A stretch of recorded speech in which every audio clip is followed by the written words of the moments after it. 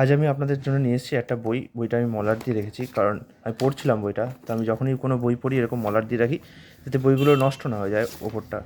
তো এই বইটার নাম হচ্ছে পরিপ্রশ্নেন প্রশ্নোত্তরে তত্ত্ব অনুসন্ধান। বেশ হার্ড কভার বাইন্ডিং আছে, এটা প্রথম খণ্ড। আমি দ্বিতীয় খণ্ডটা খোঁজ করেছিলাম কিন্তু পাইনি। এটা জয়পতাকা স্বামী মহারাজের লেখা। অ্যাকচুয়ালি জয়পতাকা স্বামী মহারাজের যেসব প্রবচনগুলো আছে সেই প্রবচনগুলি থেকে এখানে সংগ্রহ করা হয়েছে। তার অ্যাকচুয়ালি লেখা বলবো না, তিনি যে প্রবচনগুলি দিয়েছিলেন সেই প্রবচনগুলিকেই তার শিষ্যবৃন্দ বিভিন্ন রকম বিষয় অনুসারে সংগ্রহ করেছে। যেমন অধ্যয়ন, এই দেখুন, অধ্যয়ন, অনর্থ নিবৃত্তি ও মন নিয়ন্ত্রণ, অপরাধ, আহার, রন্ধন ও প্রসাদ সেবা, আধ্যাত্মিক জগৎ ও জড়জগৎ, কর্ম ও কর্মফল, গুরু পরম্পরা, আচার্যবৃন্দ, গৃহস্থ আশ্রম, দীক্ষা, শিষ্যস্ত, দেবদেবী পূজা, ধর্ম প্রচারকার্য, কৃপা প্রার্থনা, ব্রহ্মচারী আশ্রম, এরকম অনেক রকম বিষয় আছে, মায়া, মৃত্যু। অর্থাৎ এই সমস্ত বিষয়গুলির ওপর জয়পতাকা স্বামী মহারাজ যে সমস্ত প্রবচনগুলি দিয়েছেন, সব প্রবচন একদিন নাও হতে পারে। যেমন এটা দেখুন, এখানে এই চতুর্থ অধ্যায়ের এই প্রবচনটা 23শে মে 2023 খ্রিস্টাব্দে দেওয়া, এই প্রবচনটা 25শে মে 2025 খ্রিস্টাব্দে দেওয়া। এটার কী অধ্যায়? এটা হচ্ছে চতুর্থ অধ্যায়, আহার, রন্ধন ও প্রসাদ সেবা। তো এখানে জয়পতাকা স্বামী মহারাজকে সেই সমস্ত বিষয়ে যেসব প্রশ্নগুলো করা হয়েছে সেই প্রশ্নগুলো প্রথমে উল্লেখ করা আছে। তারপরে তিনি কবে 12ই নভেম্বর 2015 সালে কী বলেছিলেন সেটা আছে। যেমন কেউ একজন প্রশ্ন করেছিল 12ই নভেম্বর 2015 খ্রিস্টাব্দের নবদ্বীপ ধামে, যে বলা হয় যে আমাদের সেই সমস্ত পদ রন্ধন করা উচিত নয় যা কেবল কৃষ্ণ পছন্দ করেন, যে সমস্ত পদ রন্ধন করা উচিত যা কৃষ্ণ পছন্দ করেন। তাই গুরু মহারাজ, ইটালিয়ান পদ, চাইনিজ পদ কি কেবল গোবর্ধন পূজার জন্য করা যাবে? তার উত্তরে তিনি বলেন, অন্নকূটে শিল ভক্তি সিদ্ধান্ত সরস্বতী ঠাকুর প্রত্যেক প্রকারের 5000 ধরনের পদ করতে বলেছিলেন, এবং প্রভুপাদের ব্যাস পূজায় আমরা 2016টি পদ নিবেদন করেছিলাম এবং তা ছিল বিভিন্ন ধরনের। এই সমস্ত গুরুত্বপূর্ণ দিনগুলির ক্ষেত্রে তুমি অনেক ধরনের পদ রান্না করতে পারো, এবং এমন কোনো নিয়ম নেই যে তুমি কেবল সেই রান্নাই করতে পারবে যা কৃষ্ণ পছন্দ করেন। আমরা এমন জানি না যে তিনি রাশিয়ান পছন্দ করেন না। বিশেষ দিনগুলিতে শিল প্রভুপাদ কচুরি পছন্দ করতেন, তাই বিশেষ বিশেষ দিনগুলিতে আমরা তারা যে পছন্দ করেন পদ তাই নিবেদন করি।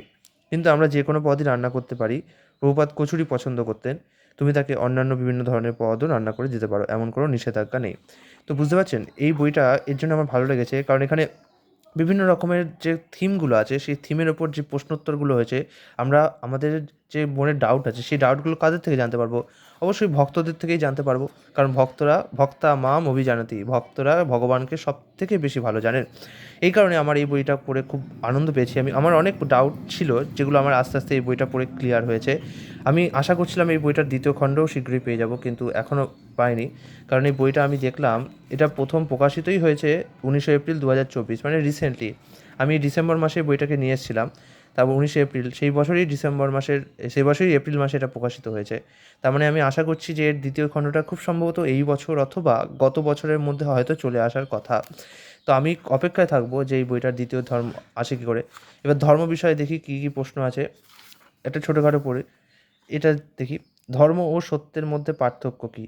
ধর্ম হচ্ছে প্রকৃত নিত্য অবস্থান, অর্থাৎ যা সত্য, যা সত্যই আমাদের স্থিতি। আমরা যখন পঞ্চতত্ত্ব বলি তার মানে 5টি তত্ত্ব বা 5টি সত্য। ভগবানের পরম ব্যক্তিত্ব চৈতন্য মহাপ্রভু, যার ভক্তরূপে বিস্তার, ও ভগবানের স্বয়ং প্রকাশ শ্রীমৎ নিত্যানন্দ প্রভু, ভগবানের ভক্তের অবতার শ্রী অদ্বৈত গোসাই, ভগবানের শক্তির প্রকাশ শ্রী গদাধর পণ্ডিত, এবং জীব শক্তি শ্রীবাস ঠাকুর, তারাই সত্য। ধর্ম হলো আপনার প্রকৃত স্থিতি, যার অর্থ ভগবানের সেবা করা। জীবের স্বরূপ হয় কৃষ্ণের নিত্যদাস, আমাদের স্বভাবজ স্থিতি হচ্ছে পরমেশ্বর ভগবানের সেবক হওয়া। এখানে দেখুন, খ্রিস্টান এবং মুসলিমরা সনাতন ধর্মের উপর ক্ষমতা বিস্তারকারী, এবং তারা তাদের প্রচার ক্ষমতা বিস্তার করছে ও মানুষেরা ভগবদ্গীতার থেকে বিপথে চালিত হচ্ছে। এক্ষেত্রে এর সমাধান কী? আর প্রচারেও অনেক বাধা আসে, তাই কী করণীয়? উত্তর দিয়েছে শুনুন। প্রত্যেক ধর্মেই পরমেশ্বর ভগবানের সম্পর্কে কিছু কথা বর্ণিত আছে, কিন্তু শ্রীমদ্ ভগবতের মতো কিছুই নেই। সাধারণত যদি মানুষেরা জিজ্ঞেস করে যে ভগবানকে কেমন দেখতে, তাহলে তা রহস্য। তিনি কী করেন সেটিও একটি রহস্য। তুমি অনেক প্রশ্ন জিজ্ঞেস করতে পারো এবং তাতে তারা বলবে রহস্য, রহস্য, রহস্য। কিন্তু আমাদের কাছে উত্তর আছে। আমরা জানি কৃষ্ণকে কেমন দেখতে, কৃষ্ণ কী করেন। তবে এক অর্থে প্রবাদ বলেছিলেন যে খ্রিস্টান ও মুসলিমরাও এক ধরনের সনাতন ধর্মের মতো, কারণ তারা এক ভগবানে বিশ্বাসী। আমরা হচ্ছি বৈষ্ণব, আমরা পরমেশ্বরে বিশ্বাস করি, তাই সেক্ষেত্রে আমাদের মধ্যে কিছুটা মিল আছে। যীশুখ্রিস্ট বলেছেন ভগবানকে ভালোবাসতে, এটা তার প্রথম নির্দেশিকা। তাই যেই অনুশীলন ভগবত প্রেম উৎপন্ন করায় সেই বিষয়টিতে আমরা অত্যন্ত খুশি। বেশিরভাগ মানুষেরা ভগবানের প্রতি প্রেম চর্চা করে না। আমি এক ব্যক্তির সাথে কেরালা থেকে বিমানে করে যাচ্ছিলাম। সে ছিল খ্রিস্টান ধর্মীয় কর্মী। সে আমাকে বলল যে তাকে কিছু অর্থ দেওয়া হয় আর সেই কারণে সে সেই কাজটা করছে। আর তারপর সে আমাকে বলল যে সে ভগবানে বিশ্বাস করে না। সে মনে করে দ্বিতীয় নির্দেশিকাটি বরং ভালো। তুমি নিজের সাথে যেরূপ আচরণ করো, তোমার প্রতিবেশীদের সাথেও সেইভাবে আচরণ করো। তিনি ছিলেন খ্রিস্টান ধর্মযাজক, কিন্তু তিনি ভগবানে বিশ্বাস করেন না। তিনি বিশ্বাস করেন যে দ্বিতীয় নির্দেশিকাটি হচ্ছে শ্রেষ্ঠ। আমরা অনেক বেশি সদস্য আশা করি না। আমরা যা প্রদান করছি তা হচ্ছে সবথেকে মূল্যবান জিনিস, এবং সেটি হচ্ছে চৈতন্য মহাপ্রভুর কৃপা। আমাদের প্রচার কার্যক্রমের মাধ্যমে আমরা অনেক মানুষদের ভগবানের ভক্তিমূলক সেবায় নিযুক্ত করেছি। সাধারণত হিন্দুরা যেহেতু বেদের ওপর নির্ভর করে, তাই তাদেরকে প্রচার করা সহজ। কিন্তু আমি খ্রিস্টানদের কিছু ধর্ম উপদেশ দিয়েছিলাম, এবং সেক্ষেত্রে তারা বেশ অনুকূল ছিল। এটা নির্ভর করে কোন গোষ্ঠী তার উপর। রোমান ক্যাথলিকরা তারা অধিক উন্মুখ, ব্যাপটিস্টরা একটু কঠিন। কিন্তু তুমি যদি তাদেরকে যীশুখ্রিস্ট কী বলেছেন সেটি আমাদের দৃষ্টিভঙ্গি দিয়ে ব্যাখ্যা করো, তাহলে তারা অনেক বাধিত হবে। আমরা চাই সব মানুষেরা যাতে পবিত্র নাম জপ করে। এটাই হচ্ছে সনাতন ধর্মের প্রকৃত দৃষ্টিভঙ্গি। তাই আমাদের সনাতন ধর্মীয় ক্যাম্পের কিছু নেতৃত্বের থাকা উচিত। বলা হয়েছে যে পরিসংখ্যান দেখাচ্ছে পশ্চিমবাংলায় কম ধর্মান্তকরণ হচ্ছে, কারণ আমার মনে হয় সেখানে আমাদের কার্যক্রম বেশ সফল হয়েছে। আমার শিষ্যরা যারা আছে তারা খ্রিস্টান নন, সরি, আমার শিষ্যরা যারা আছে আছে যারা খ্রিস্টান নন, যারা খ্রিস্টান। এমনকি আমার কিছু শিষ্যরা আছে যারা মুসলিম, কিন্তু আমি কাউকে বলি না যে তাদেরকে ধর্ম পরিবর্তন করতে হবে। তাদেরকে কেবল পবিত্র নাম হরে কৃষ্ণ কৃষ্ণ কৃষ্ণ হরে হরে, হরে রাম রাম রাম হরে হরে জপ করতে হবে। এরকম আছে আরও অনেক। আচ্ছা, এটা দেখি ভগবানের সেবা বিষয়ে কী প্রশ্ন আছে। কখনো কখনো আমরা দীর্ঘকাল ধরে যে সেবা করে আসছি তার সাথেই যুক্ত হয়ে যাই। এটা কি আসক্তি? কীভাবে এর থেকে মুক্ত হওয়া যাবে? উত্তর বলেছেন, আমি শিল প্রভুপাদকে এরকম একটা প্রশ্ন করেছিলাম। তিনি আমাকে মায়াপুরে থাকতে বলেছিলেন। তিনি আমাকে ভারতীয় নাগরিক হতে বলেছিলেন। আমি শিল প্রভুপাদকে বলেছিলাম, আমি ভারতীয়দের পছন্দ করি, আমি মায়াপুর ধামকে পছন্দ করি। তাই আমি অপরাধী বোধ করছি যে আমি এই জিনিসগুলির প্রতি অনুরক্ত ছিলাম। আমি ভেবেছিলাম গুরুদেবের জন্য আমাদের সব কিছু গ্রহণ করা উচিত। কিন্তু তিনি আমাকে আমি যা করতে পছন্দ করি তাই করতে বলেছিলেন। তাই শিল প্রভুপাদ উত্তর দিয়েছিলেন, তুমি ভাগ্যবান, কারণ গুরুদেব তোমাকে যা বলেছেন তুমি তাই করতে পছন্দ করো। কিন্তু তুমি পছন্দ করো বা না করো, গুরুদেব যা বলবেন তোমার তাই করা উচিত। সুতরাং যদি কেউ তাদের গুরু সেবার সাথে সংযুক্ত থাকে, তাহলে তা ছেড়ে দেওয়া উচিত নয়, যদি না গুরু তাকে তা করতে বলেন। কিন্তু গুরু যদি তোমাকে অন্য কিছু করতে বলেন, তাহলে তারপরও সেই সেবা করে যাওয়া এক ধরনের অপরাধ। অতএব গুরুদেব যে সেবা করতে বলেছেন তা যদি তুমি পছন্দ করো, তাহলে তুমি ভাগ্যবান। হরি বল। ঠিক আছে? এখানে আরও অনেক বিষয় আছে। সব সেবার মধ্যে কোনটি বেশি জরুরি? সেই বিগ্রহের সাথে কীভাবে গভীর সম্পর্ক স্থাপন করতে সক্ষম হব? গুরু মহারাজ যদি কেউ দীক্ষিত না হয় এবং উদাহরণস্বরূপ উপহারস্বরূপ শালগ্রাম শিলা প্রায়, তাহলে কি সেই শিলা পূজা করতে পারবে? কোন সেবা করার ক্ষেত্রে আমাদের অক্ষমতাকে কীভাবে গ্রহণ করাবো? কেউ যদি মন্দিরে সেবা করে, তার পরিবারের ভরণ পোষণের জন্য মন্দির থেকে অর্থ নেন বা লক্ষ্মী নেন, তাহলে সেটি কি নিঃস্বার্থ সেবা? এর উত্তর বলছে, যদি তারা অল্প পরিমাণ লক্ষ্মী নেয় যা তাদের পরিবারের ভরণ পোষণের জন্য প্রয়োজনীয়, এবং যদি সেই মন্দির কর্তৃপক্ষ তা ঠিক বলে মনে করেন, তাহলে সেটি করা যেতে পারে এবং তার নিঃস্বার্থ সেবা হিসেবে বিবেচিত হবে। কিন্তু কেউ যদি বিশাল অর্থ নেয় ও তা জমা করে রাখেন, তাহলে তিনি জানেন যে এটি নিঃস্বার্থ সেবা নয়। তারপরে কীভাবে আমাদের হৃদয়কে নমনীয় করা যাবে, মানে অনেক অনেক ডাউটের প্রশ্ন উত্তর আছে এর মধ্যে। বইটা খুব সুন্দর।